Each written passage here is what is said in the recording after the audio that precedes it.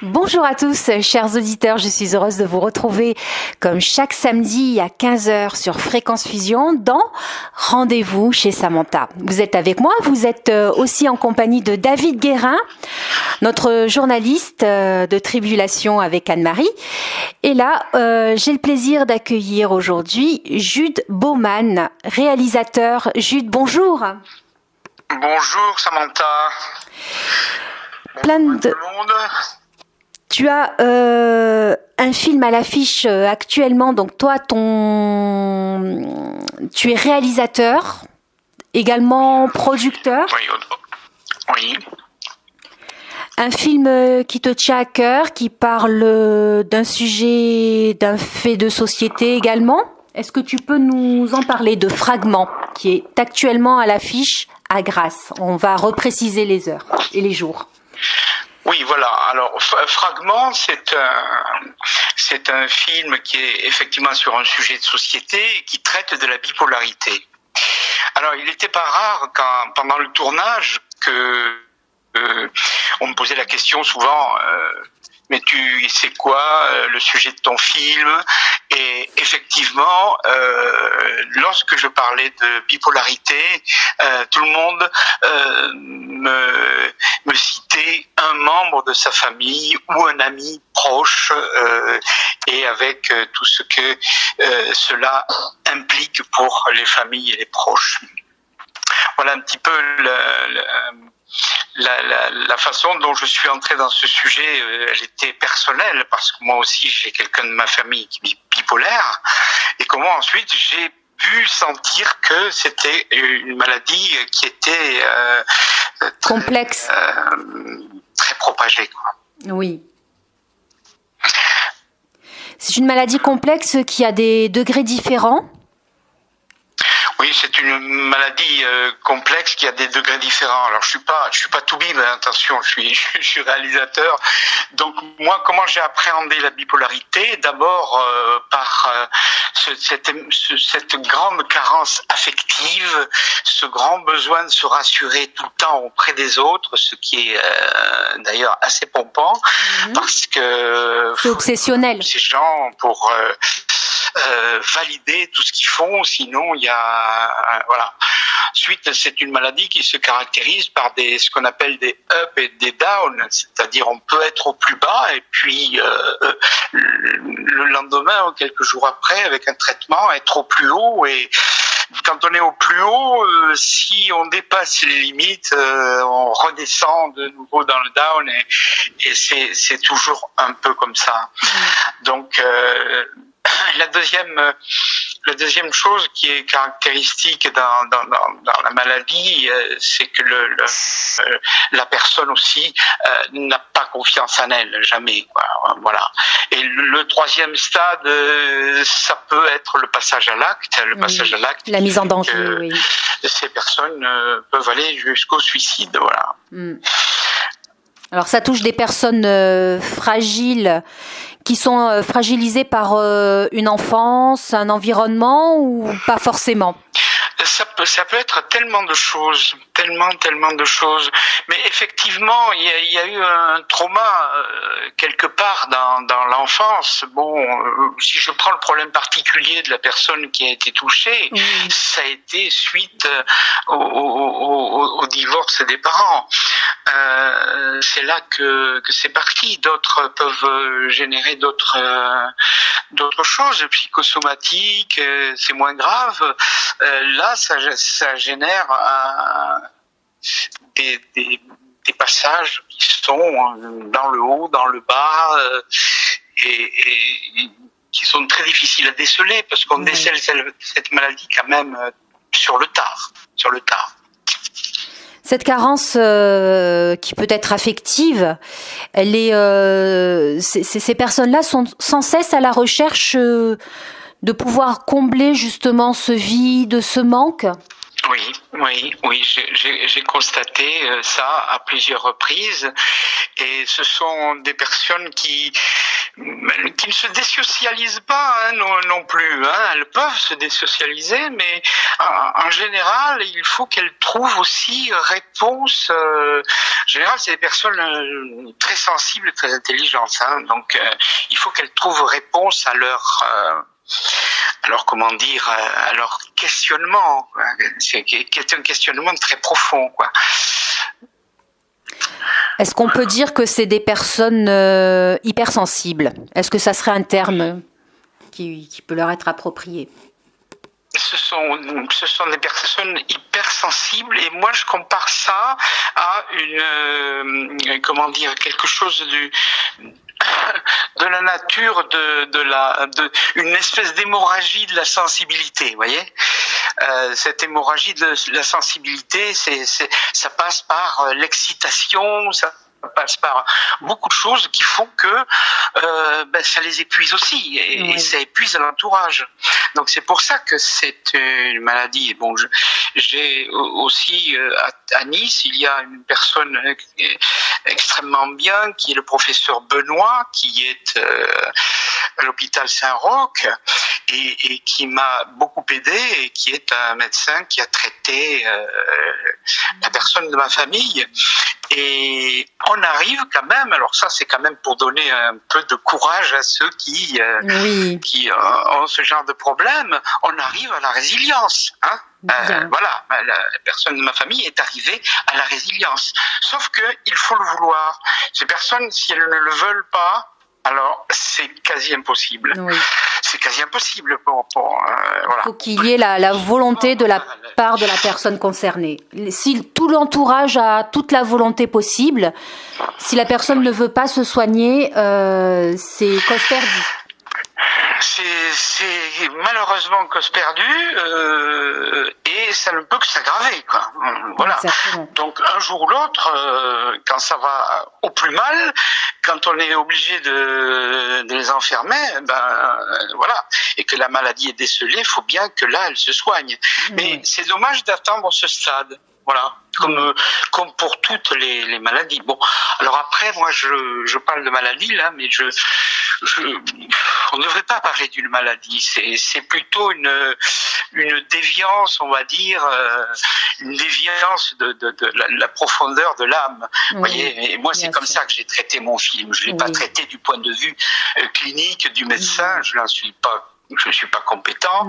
Bien sûr, j'ai discuté très longuement avec le professeur Benoît, qui est un grand spécialiste et quelqu'un de simple et à l'écoute. Il a quand même mis 20 ans à soigner la personne de ma famille. On n'arrive pas à la résilience comme ça, non plus. Voilà. C'est raconter avant tout l'histoire d'une femme, une aventure humaine. C'est raconter avant tout l'histoire de cette femme, et c'est plus une aventure humaine plutôt qu'autour de la maladie principalement. Oui, c'est ça. Ça dénote quelque chose qui est vous savez, on n'est pas hypocondriaque, mais souvent quand on parle longuement de quelque chose de malade ou quoi que ce soit, on a l'impression de l'être aussi. Oui. Voilà. Donc, c'était prendre ce postulat qui est la bipolarité pour dire nous sommes tous très fragiles. Oui. Nous sommes tous très fragiles et nous pouvons déraper sur n'importe quoi. Voilà, avec effectivement l'affectivité qui est quand même quelque chose un don du ciel, et si on le perd, ce don du ciel, ça peut très vite déraper, quoi. Donc créer quand même peut-être l'envie d'être attentif aux personnes autour de nous, pour se dire peut-être que là il y a effectivement un problème. C'est exactement ça, Samantha. C'est-à-dire que c'est aussi des personnes auxquelles où on n'a pas prêté attention, où on a cru qu'elles étaient solides pour marcher d'elles-mêmes. Oui. Ça arrive aussi, ça. Ça arrive beaucoup. Et forcément, là, dans le questionnement, ces personnes peuvent vite prendre pied. Oui. Peuvent très vite prendre pied. Alors, si on parle du personnage de mon film, qui est une jeune actrice qui va interprétait Marilyn Monroe au théâtre, elle, bien sûr, on le sent bien qu'elle a ces problèmes de up et down, un jour ça va, un jour ça va plus. Elle est en demande pour savoir si elle n'a pas assez confiance en elle, donc elle est toujours en demande. Et puis au niveau affectif, ça va pas du tout. Donc bon voilà, elle va tomber amoureuse du metteur en scène, qui lui est un Don Juan qui n'en a à peu près rien à faire. Donc et tout ça n'arrange pas précisément ses affaires, hein, cette fille, parce que au fond, elle va se retrouver seule. Bon, elle a plus ou moins des parents distants qui sont pas là. Le théâtre, c'est un univers terrible, très dur, comme le cinéma, comme tous ces métiers. Et quand on n'est pas solide, on perd vite pied. Alors c'est une jeune femme, qui a une amie et qui va rencontrer sur un banc dans un jardin une vieille actrice. J'aime pas ce mot vieille, hein, mais une actrice mature d'expérience, qui a déjà d'expérience, mais qui a de l'âge, quoi, hein, qui a de l'âge et qui a fait ce même métier. Alors vous voyez, c'est un peu les poupées russes, c'est-à-dire que cette femme a eu aussi beaucoup de problèmes. À 20 ans, elle a eu un accident de voiture et elle porte une cicatrice sur sa joue. Et elle va devenir amie, elle essaie de la soutenir. Et c'est lorsque je ne veux pas dévoiler tout le film, mais lorsque cette personne disparaît, alors se déclenche la maladie. Parce qu'il faut qu'il y ait toujours dans cette maladie un déclencheur, un détonateur, si vous voulez. Voilà. Donc mon film est bâti quand même sur une réalité, quoi, sur une réalité. Mais bon, on s'amuse aussi parce qu'on est dans un univers de théâtre et il y a des choses qui peuvent être assez drôles. Voilà. Et bien sûr, c'était un vrai challenge pour cette jeune comédienne, Sarah Brooks, qui est vraiment formidable. Vous l'avez souligné vous-même, Samantha, et vraiment c'est une très très jeune actrice qui a pris ce rôle à bras le corps. Et c'était pas facile parce que des choses se révèlent toujours quand on entre réellement dans un personnage. Hein. Absolument. C'est des choses en soi peuvent se révéler. Hein. C'est quand même un métier où on met sa peau. Hein. On sort des palettes de personnalité également. Oui, tout à fait. Bon là après elle a tourné, c'était son premier long métrage qu'elle faisait donc avec moi et je l'avais casté, je trouvais pas, j'étais sur le point d'abandonner ce projet et elle est arrivée un peu comme ça. Et elle m'a dit mais c'est pour moi ce rôle parce que je suis comme ça. Je dis non attends, t'es pas comme ça non, parce que si t'es comme ça va être très difficile. Mais bon, comme elle est très jeune, vous savez, quand on a 20 ans on a tous nos phobies, on est toujours sur le fil du rasoir, hein, on est comme des à fleur de peau. Tout à fait. Donc, je voulais pas la mettre en danger et en même temps, il fallait que pour le film, elle soit le personnage et elle a très très bien réussi. Alors, pour le reste de la distribution, il y a Thierry Azopardi qui fait le rôle du metteur en scène, qui est un excellent comédien, qui joue dans pas mal de séries qu'on a vues un peu partout, qu'on voit un peu partout, et une aussi très jeune actrice qui est Mélissande Cartier qui fait le rôle de l'amie intime qui justement donne le change avec ce poids que ces bipolaires mettent sur les autres. Vous voyez, c'est un peu le souffre-douleur, quoi. Oui. Hein, sa copine. Et ensuite, il y a Martine Fex qui joue l'actrice russe qui a eu donc cet accident et qui était un peu comme ça aussi, peut-être bipolaire à quelque part. comme l'était d'ailleurs Marilyn Monroe, parce que tout à travers du film, à travers ce film, on voit un peu comment elle se prépare aussi à entrer dans le personnage de Marilyn, quoi. Et ce qui l'a fait un peu craquer aussi, ça. Oui. Parce que c'est pas facile d'entrer dans une icône. Mais oui, en même temps. Et j'ai vu qu'il y avait également Elisabeth Piron-Ballet.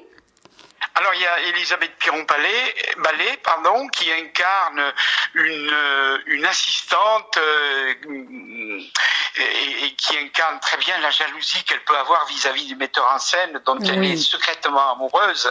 Et quand lui, qui est un homme d'âge mûr, donc s'amourache de la jeune actrice, c'est aussi une souffrance pour elle. Voilà, mais c'est plutôt sur le ton ça de la comédie, on va dire. Et elle apporte, Elisabeth apporte vraiment le sourire dans ce film, si ce n'est le rire. Ensuite, j'ai une équipe de techniciens absolument formidables qui sont tous diplômés de l'ESRA à Nice. Oui. C'est pas des élèves, hein, j'insiste bien, ce sont des jeunes professionnels. Certains ont fait aussi, comme Guillaume Gamba, qui est mon chef opérateur, ils ont fait une 4e année à New York. Donc, ce sont des gens très aguerris. Qui ont été disponibles et qui se sont vraiment emparés de ce scénario pour faire un très très beau travail. Il y a aussi une très très belle maquilleuse, Sophie Kilian, que je ne saurais que recommander parce qu'elle est formidable. Elle est aussi en même temps, elle fait les effets spéciaux parce que vous savez, faire une cicatrice sur quelqu'un qui tous les jours pour que ça soit raccord, comme on dit au cinéma, hein, que ça absolument. Soit elle fait du grimage. Oui. Vous savez ce que c'est, Samantha? Absolument, oui, parce que c'est une des cordes à mon arc. Voilà. Je le savais, alors oui. C'est pour ça que j'en parle, parce que vous savez combien le travail de maquillage peut être très important, très important au cinéma, hein. Surtout, voilà, absolument. Cette cicatrice, il fallait qu'elle soit toujours la même, au même endroit. Alors elle fait ça bien sûr, du silicone, des choses un petit peu qu'elle va mouler avant et qu'elle va appliquer, etc. Voilà. Absolument. On va se retrouver juste après une petite coupure, Jude Baumann, et après on retrouve nos auditeurs. Samantha, je suis très bien avec vous et on fait la coupure. À tout de suite. À tout de suite.